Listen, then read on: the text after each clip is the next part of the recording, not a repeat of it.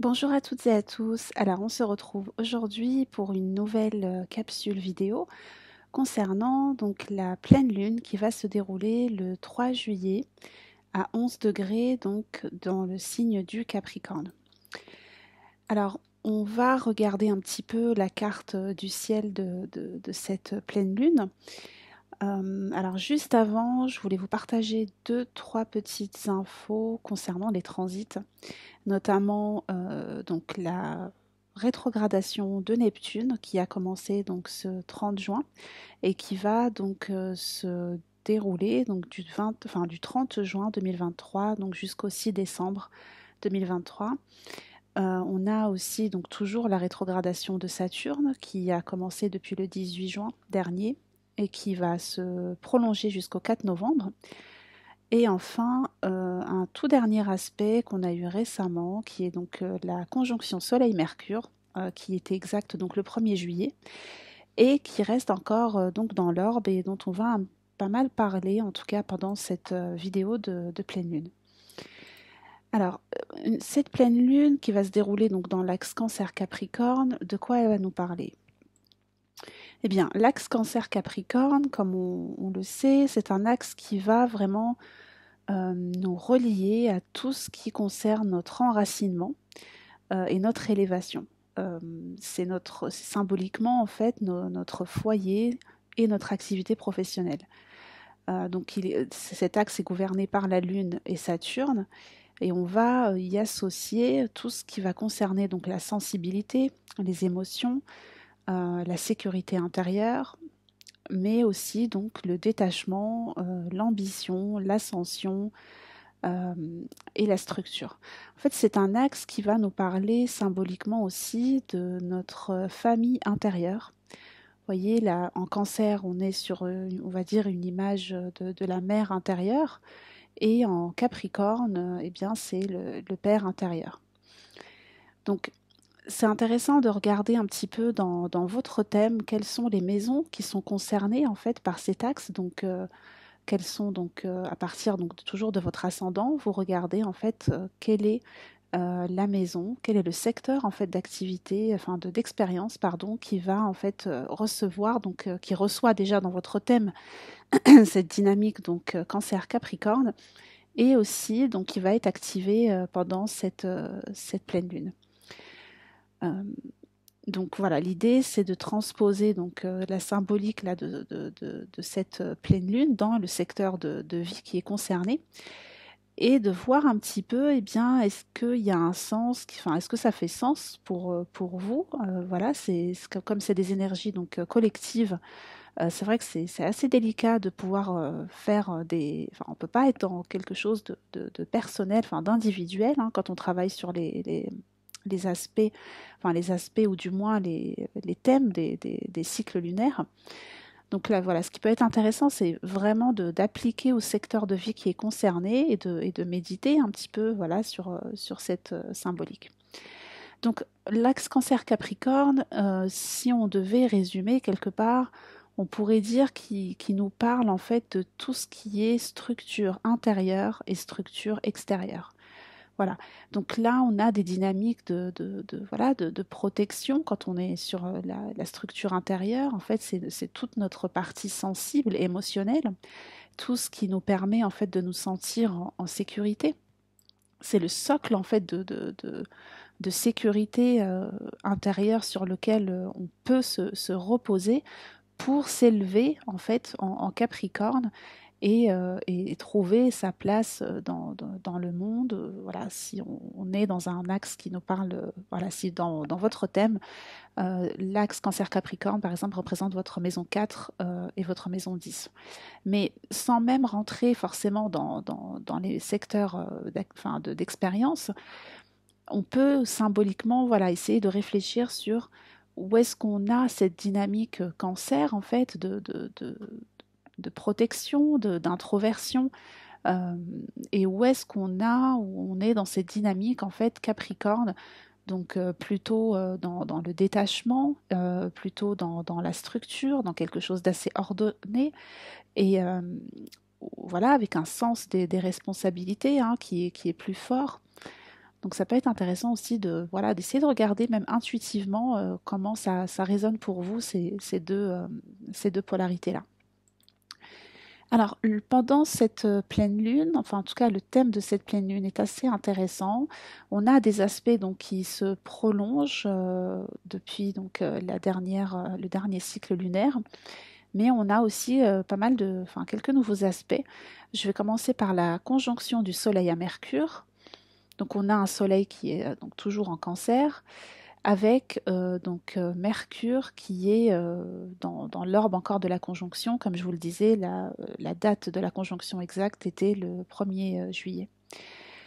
Donc un Soleil conjoint à Mercure en Cancer, eh bien ça peut être vraiment un moment où on est à la recherche d'un climat de confiance qui peut se nourrir, en tout cas qui a besoin de se nourrir de la chaleur intérieure, de la chaleur d'un foyer, d'un espace sécurisant avec nos proches ou dans notre monde intérieur. Donc ça, c'est vraiment plus sur la symbolique en fait de la position de Mercure en Cancer. On a aussi avec Mercure en Cancer une sensibilité qui est plus développée quelque part. On a, si vous voulez, le monde de la pensée, le monde de l'intellect est relié au monde des émotions. Donc on a on pense quelque part par nos ressentis. Donc ça peut nous donner des belles intuitions. On peut avoir voilà une sensibilité à comprendre. On va dire, à être en tout cas dans une forme d'intelligence émotionnelle, comme on peut l'envisager avec Mercure en Cancer en tout cas.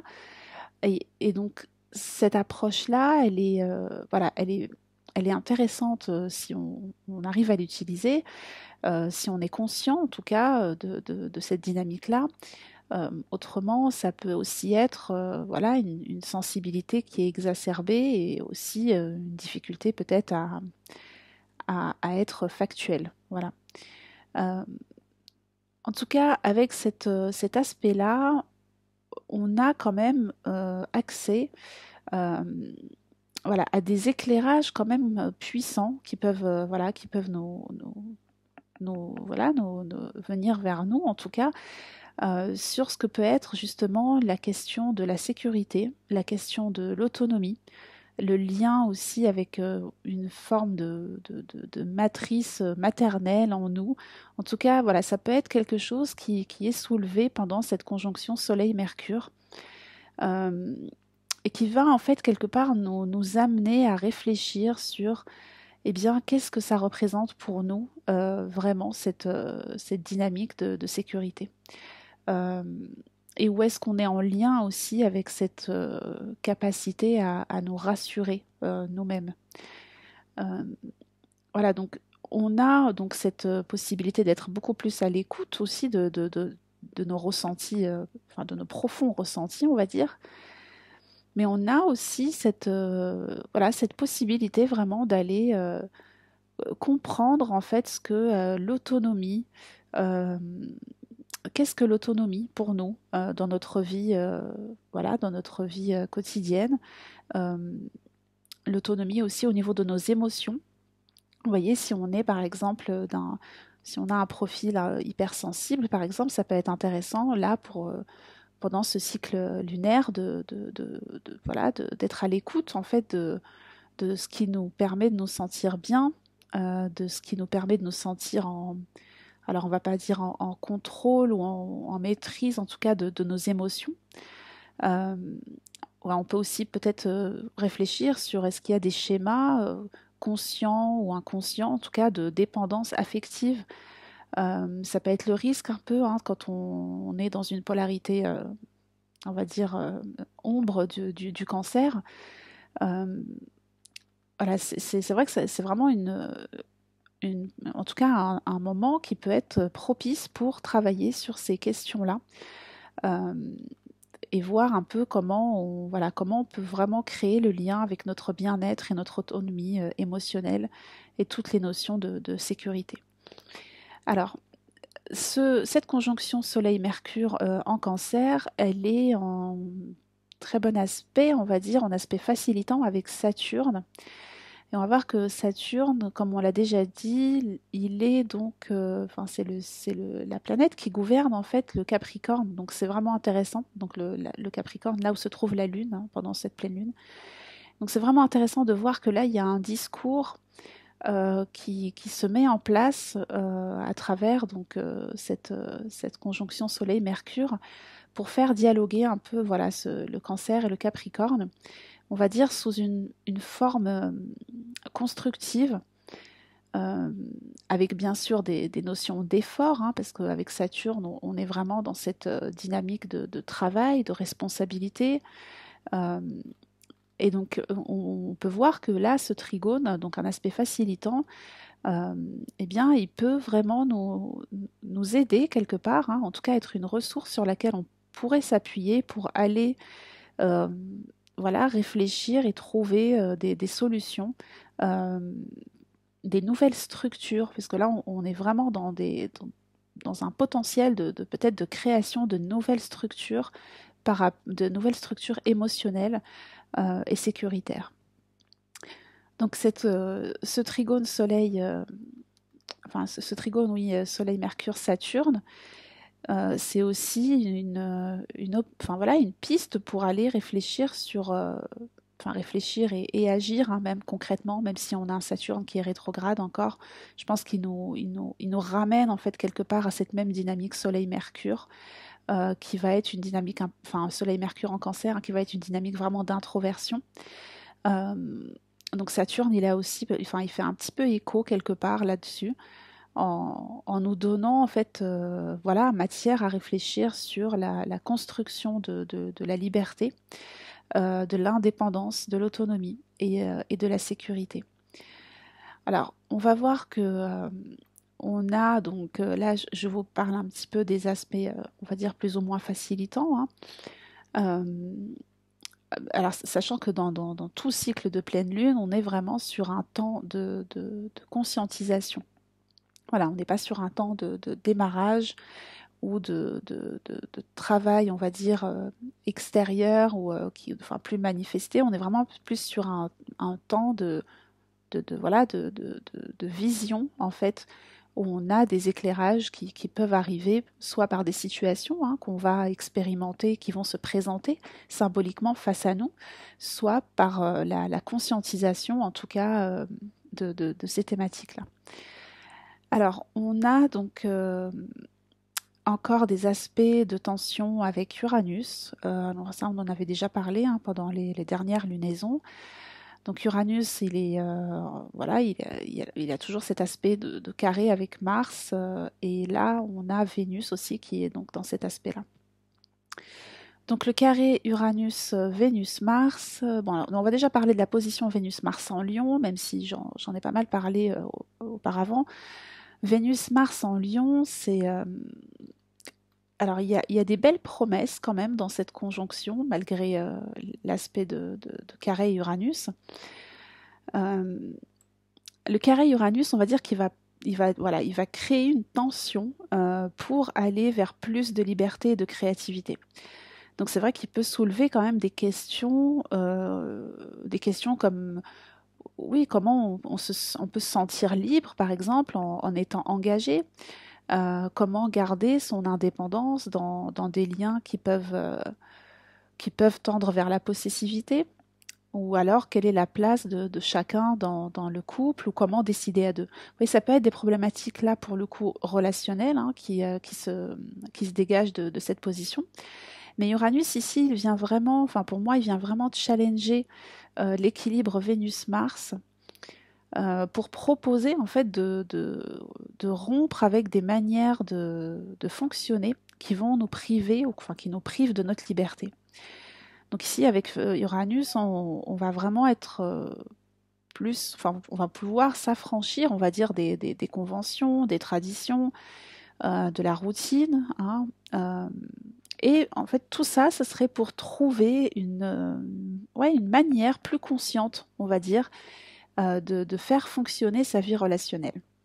Donc Vénus-Mars qui sont toujours dans le signe du Lion, euh, comme je vous le disais, Vénus et Mars vont représenter en fait le couple, en tout cas notre partie féminine, notre partie masculine, mais aussi notre manière d'aller en fait à la quête de nos envies euh, et de les atteindre. Donc, et ça, c'est vrai que leur rencontre dans un signe de feu, régi par le soleil, ça peut réveiller aussi ou rallumer, on va dire, une forme, ouais, une étincelle sur notre besoin de vivre le couple ou les plaisirs ou avec peut-être beaucoup plus de passion, mais aussi avec de grandes attentes sur le rayonnement.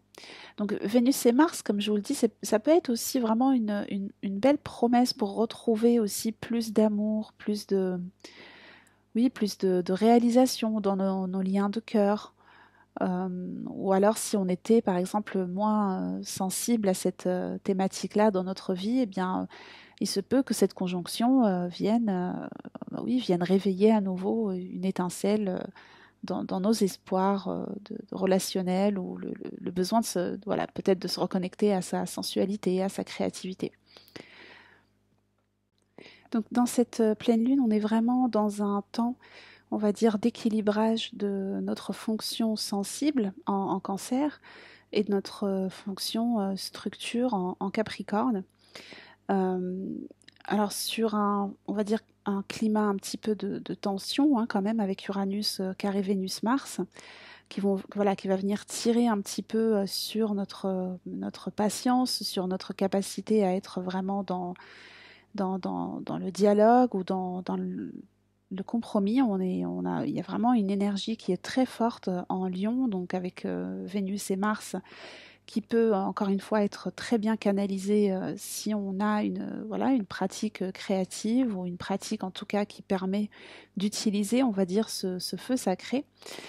Euh, donc sur ce fond de conjonction aussi, donc Soleil-Mercure en Cancer, la Lune en Capricorne, elle peut aussi beaucoup nous aider à mieux prendre en charge, on va dire, les trop-pleins émotionnels qui peuvent être justement liées voilà, à ces tensions entre le carré Uranus et Vénus-Mars. Donc là, ce serait plutôt une invitation à cultiver une forme en tout cas avec la Lune en Capricorne, hein, à vraiment cultiver une forme de détachement, voire de méditation. Euh, voilà, donc Saturne, comme je vous le disais, il est encore en aspect, enfin, il est en aspect facilitant, donc avec le Soleil et Mercure. Donc là, ça peut être aussi voilà, un moment où on peut prendre du recul et faire preuve de plus de responsabilité face à nos émotions. Encore une fois, en allant peut-être voilà, faire ce travail pour identifier vraiment qu'est-ce qui nous sécurise et comment on peut être vraiment indépendant et autonome face à notre bien-être. Donc Saturne, il peut aussi être assez aidant ici pour tout ce qui est échange constructif sur des thématiques familiales ou affectives. Il peut nous aider, par exemple, à dépasser justement des réactions qui sont peut-être infantiles, enfin immatures, et à faire preuve aussi de plus de responsabilité, voilà, plus d'efforts pour mieux structurer notre pensée et notre communication. Donc cette pleine lune, elle nous propose de mettre plus de conscience dans notre vie intime et professionnelle, intérieure et extérieure, dans nos besoins aussi de lien avec nos proches et aussi de notre besoin de solitude, de retrait. Donc dans ce cycle, on peut plus facilement avoir accès peut-être à nos ressentis ou à des besoins profonds, en tout cas en termes de sécurité émotionnelle et intérieure. On pourrait aussi, voilà, peut-être mieux s'organiser pour aller vers ce qui nous procure de la joie et de l'exaltation. Euh, Prendre peut-être aussi un peu plus conscience de ce qui pourrait être rénové dans nos relations euh, et avoir peut-être aussi accès à des échanges et des dialogues qui vont plus dans le sens de la construction, mais aussi soutenir peut-être aussi des efforts sur notre créativité ou la concrétisation de nos inspirations créatives. Voilà, c'est une vidéo qui était un petit peu plus courte, mais voilà, pour des raisons techniques, j'ai essayé de faire un petit peu plus court. J'espère en tout cas que ces petites capsules vidéo vous aident à avoir une petite vision, voilà, sur les énergies actuelles. Comme je vous l'ai déjà précisé, je ne travaille pas sur l'astrologie mondiale, mais il y a énormément de ressources, de confrères et de consoeurs qui sont très doués là-dedans et sont aussi qui sont spécialisés. Donc n'hésitez pas à regarder aussi ces autres capsules si vous avez besoin d'une lecture qui est plus orientée vers l'astrologie mondiale. Je voulais aussi vous proposer, proposer ou en tout cas vous partager une chaîne que vous connaissez peut-être déjà, hein, qui est une chaîne créée par Sophia Barao et Caroline Moyer. Donc c'est la chaîne L'Alchimie du ciel et il y a des podcasts vraiment très intéressants à écouter justement sur les énergies voilà, des pleines lunes et des nouvelles lunes. Il me semble que c'est des capsules vidéo par semaine ou par mois. Je vous mettrai ça un peu dans la description en espérant voilà, que ce soit une découverte pour vous et que vous apprécierez le contenu de ces deux astrologues que j'apprécie énormément. Voilà, bah écoutez, je vous souhaite à toutes et à tous un très beau cycle de pleine lune et je vous retrouve dans 2 petites semaines. À très bientôt.